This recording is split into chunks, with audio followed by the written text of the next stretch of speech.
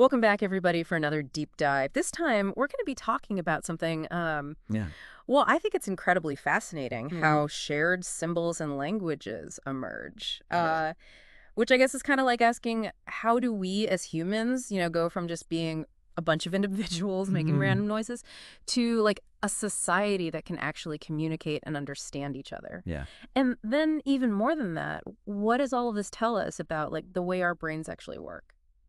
Well, it's a fascinating question, Yep. and it goes way beyond just like the idea of us internalizing languages that are already out there. Right, right. It's really about the active creation of these symbols and shared meaning. Like, how do Yeah. we Yeah. build meaning together through our interactions with each other, with the world around us? Yeah.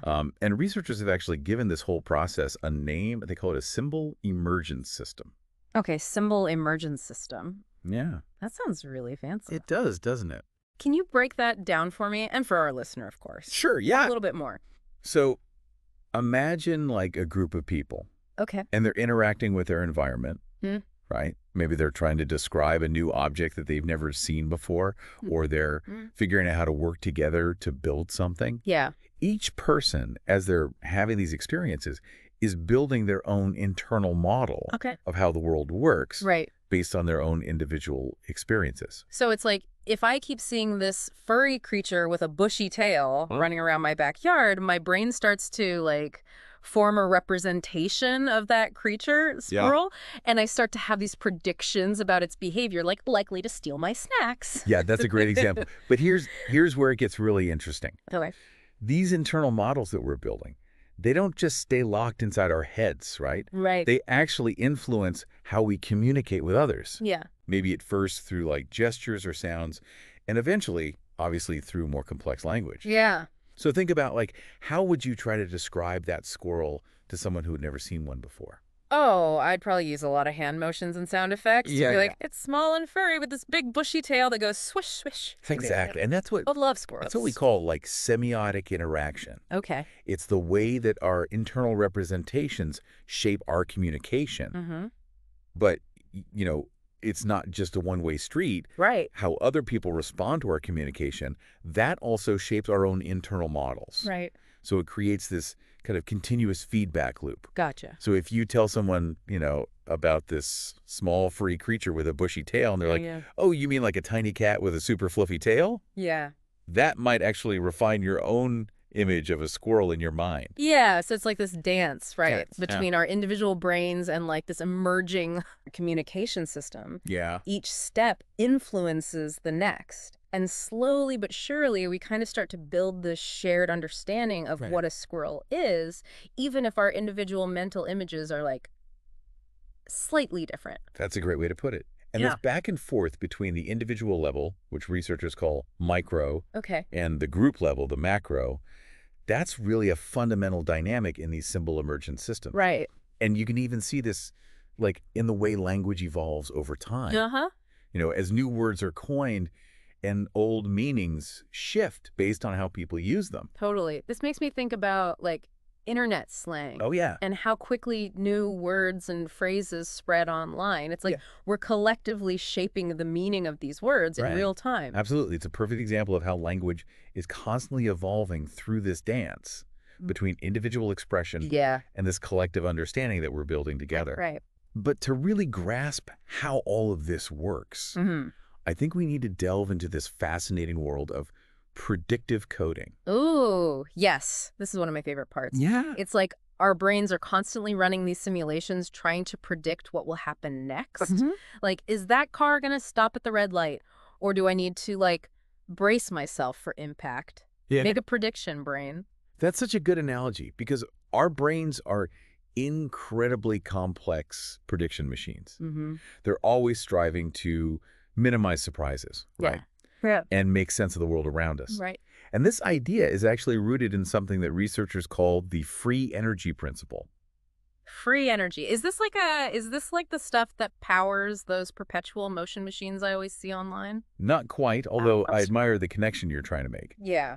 The free energy principle, to put it simply, suggests that our brains try to minimize the difference Okay. between what they predict will happen Mm-hmm. and what actually happens. So the less difference the less free energy or surprise, Okay. and the better our brains feel. Right. Think of it this way.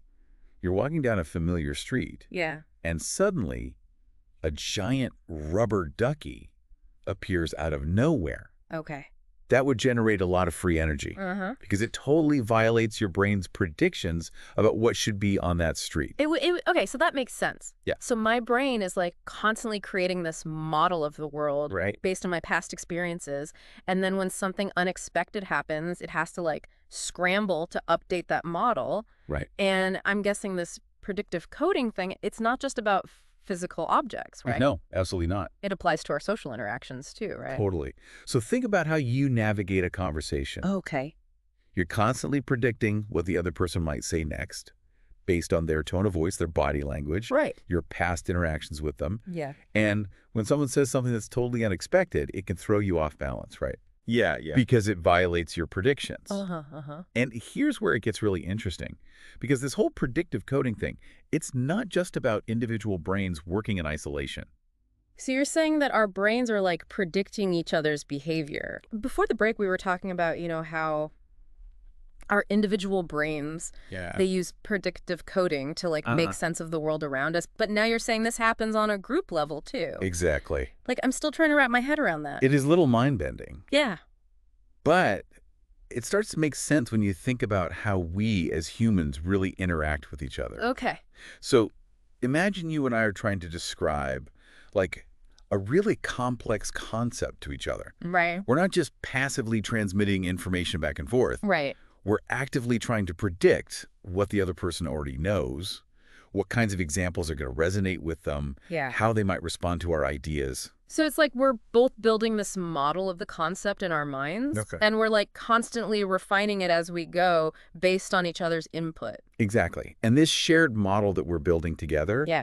it's not just about the concept itself. Right. It also includes like our shared assumptions, our cultural references, even our personal histories Wow. with each other, like why inside jokes work. Yeah. Right. Yeah. They tap into this shared model. That only the two people have built together. Exactly. Oh, that makes total sense. It's like when you're talking to a really close friend Yeah. and you can practically finish each other's sentences. Uh-huh. You're both like drawing on the same shared model of your relationship, of all your experiences together. That's a perfect example. Yeah. And it highlights how CPC goes beyond just exchanging information. It's really about building a shared reality Right. with the people around us. Okay, so how do researchers actually study this collective predictive coding thing? Yeah. It seems like it'd be really tough to measure something that's happening Yeah. inside people's heads during a conversation. It is a challenge, Yeah. but researchers have come up with some really ingenious experiments Okay. to try to capture this phenomenon. One classic example is something called the Metropolis Hastings naming game.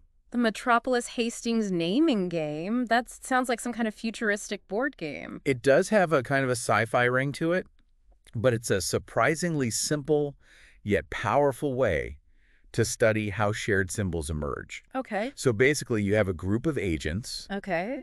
These could be computer simulations, they could be robots, they could even be real people. Uh-huh. And they're all trying to agree on names for different objects. So, like, if you show them a picture of a pineapple Yeah. and you ask them to come up with a name for it, they might start by suggesting all sorts of random words until they all finally settle on pineapple. That's the basic idea, but there's a catch. Okay. The agents aren't just trying to guess the correct name. Right. They're actually evaluating each other's suggestions Okay. based on how well those suggestions align with their own internal models of the world. So it's not about finding the right answer. It's about finding the name Yeah. that makes sense Mhm. within the shared understanding of the group. Exactly. Yeah. And what's really fascinating is that researchers have observed this same kind of collaborative negotiation Oh. happening in real-world human interactions. Oh, wow. Think about how parents teach their kids new words. Right. It's not just this one-way process of like the parent dictating the correct label, yeah. right? Yeah. The child is actively testing out different words, seeing how the parent responds, Mm. and gradually refining their understanding of what those words mean. Wow. I never thought about it that way, but it's so true. Yeah. I remember when my niece was little, she used to call every animal with four legs a dog.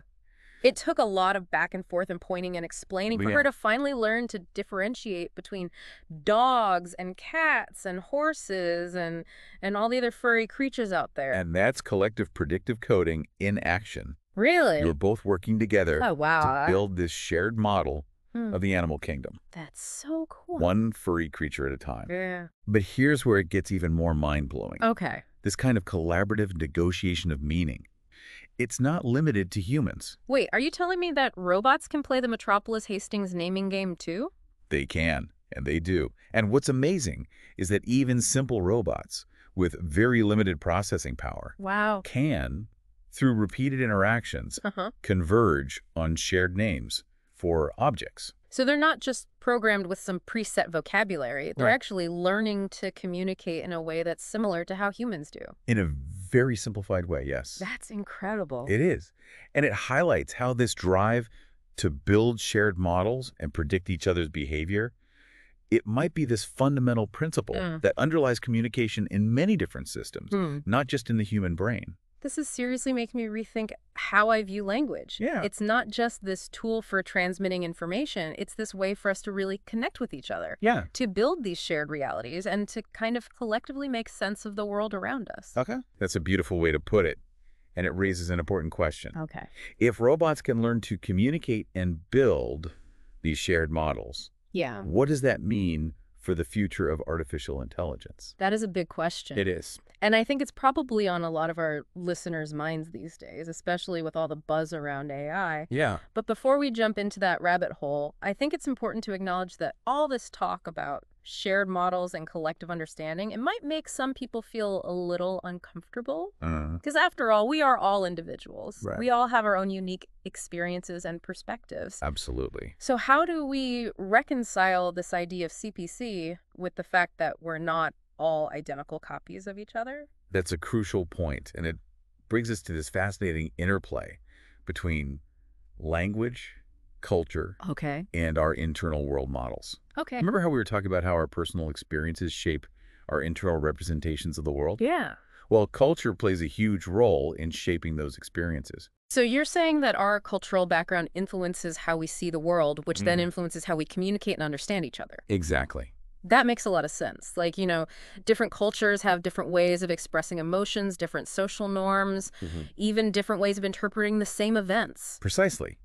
Culture acts like this lens Yeah. that shapes our perceptions and interpretations. Right. And this lens has a profound impact on how we develop our language systems, Okay. how we categorize concepts, and even how we experience reality itself. This is making me think about all the times I've traveled to different countries Yeah. and experienced those moments of like cultural misunderstanding where a gesture or a phrase that's totally normal in one culture Right. can be completely misinterpreted in another. Absolutely. It's like we're literally speaking different languages, even when we're using the same words. You've hit the nail on the head.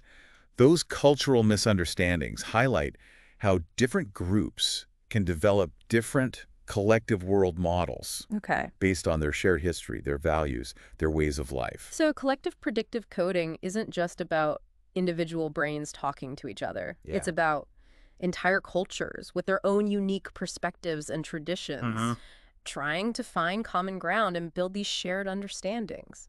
It's pretty profound. It is profound, but it also makes me wonder, Yeah. how do we even begin to bridge those cultural divides? That's the question. Especially when those differences in world models seem so vast. That's where things get really interesting, and it's something we're going to explore in more depth as we continue this conversation. Okay. We'll delve into how those cultural differences can lead to both challenges and opportunities for communication, and we'll even touch on how this relates to the future of AI and its ability to truly understand human language and culture. I can't wait. All right, so we're back, and I'm ready to tackle this big question. Yeah. How do we actually bridge these cultural divides, especially when the differences in world models, as you call them, seem so vast? Well, it's a question that I think is more relevant now than ever, Right. in our increasingly interconnected world. Yeah. And while there's no easy answer, I do think that this framework of collective predictive coding offers some really valuable insights. Okay, so give me some actionable advice. Yeah. how can I use this, in my everyday life to be a better communicator and to try to bridge those cultural gaps? Well, I think it starts with awareness. Okay. Paying attention to your own internal world model, right? Right. What are the assumptions and biases that you're bringing to every interaction? Uh-huh. And recognizing that other people have their own unique models, Right. shaped by their own experiences and cultural backgrounds. So step one is acknowledging that we don't always see the world objectively. Right. That our perceptions are like filtered through our own internal biases. Exactly. And once we're aware of those filters, we can start to challenge them Okay. and open ourselves up to different perspectives. So how do we do that? Well, it means actively seeking out diversity of thought, Okay. engaging with people from different backgrounds, different viewpoints, So I would like that. stepping outside your comfort zone, Yeah. embracing the discomfort that comes with encountering new ideas, Right. and challenging your own assumptions. It's where the real learning happens. Exactly. And, Mhm. when you're engaging in conversations, really practice active listening. Okay. Don't just wait for your turn to speak. Yeah. Truly listen to what the other person is saying. Try to understand their perspective, even if you don't agree with it. Yeah. This is making me realize how often I fall into that trap of not really listening. Uh-huh. I'm so focused on formulating my own response in my head Yeah. that I kind of miss out on the nuances of what the other person is communicating. It's so common. But active listening is really crucial for building that shared understanding. Right. It's about putting aside your own agenda, Yeah. even just for a moment, and creating a space where both people feel heard and respected. So active listening is like the foundation for building those bridges between different world models. Precisely. And when you combine active listening with that awareness of your own biases Yeah. and a willingness to engage with diverse perspectives, Yeah. then you're really creating the conditions for meaningful dialogue Right. and cross-cultural understanding. Okay. That all makes sense in theory, but what about those situations where, you encounter people who seem completely resistant Yeah. to understanding your perspective? Like, how do you bridge those divides when it feels like, I don't know, you're just talking past each other? Yeah, that's where things get really challenging. Yeah. And there's no one-size-fits-all solution. Right. But I think it's important to remember that communication is a process, not a destination. It's about building those bridges one conversation at a time. Yeah. Even when it feels like you're not making any progress. So even when it feels hopeless, we should keep trying to find that common ground. I think so. Yeah. Because even the smallest gesture of understanding, Right. the smallest acknowledgement of the other person's perspective Yeah. can plant a seed for future connection and growth. That's a good point. This makes me think about how language itself is constantly evolving through this same kind of collaborative process, right? Yeah. New words are coined, old meanings shift, and we're constantly negotiating what those words mean in different contexts. Absolutely. Yeah. It highlights how language isn't static, it's dynamic. Right. It's the system that reflects this ongoing dance between individual expression Yeah. and collective understanding. So in a way, every conversation is an opportunity to kind of engage in this collective predictive coding process. Yeah. To refine our shared models of the world and to kind of inch a little bit closer to mutual understanding. You got it. And that brings us back to the question of AI. Yeah. If language is this dynamic, co-created system, can we ever create AI that truly understands human language and participates in this collective meaning-making process? That's the big question. I mean, on the one hand, AI systems are becoming incredibly adept at processing and generating human-like language. Absolutely. We see this with these large language models like ChatGPT. Oh, yeah. And, they can write different kinds of creative text formats, and they can hold these surprisingly convincing conversations. I've played around with some of those AI chatbots, and it's pretty mind-blowing what they can do, but Yeah. it still feels like there's something missing, Yeah. That spark of genuine understanding, Right. that ability to grasp the subtle nuances of human communication. It's that cultural context, right? Yeah. Those shared experiences that shape our world models So, and give language its richness and depth. yeah. And that's where things get really tricky for AI. Yeah, it's can we create AI systems that truly understand human language and culture Yeah. without giving them the same kinds of experiences that shape our own understanding? That's the million-dollar question, right? It is. We can't just upload a dictionary and a set of grammar rules into a computer Right. and expect it to suddenly become fluent in the language of human experience. Exactly. I think it's going to require a lot of creativity and innovation to create AI that can really grasp the complexity of human communication. Yeah. Maybe it means developing AI systems that can learn through embodied experiences, Okay. through interactions with the real world, Right. through exposure to the diverse tapestry of human cultures. So instead of trying to replicate human intelligence in a machine, we need to create AI that can like learn and evolve alongside us, Yeah. participating in that same collective predictive coding bands I get it. that shapes our shared understanding of the world. Now you're talking. Yeah.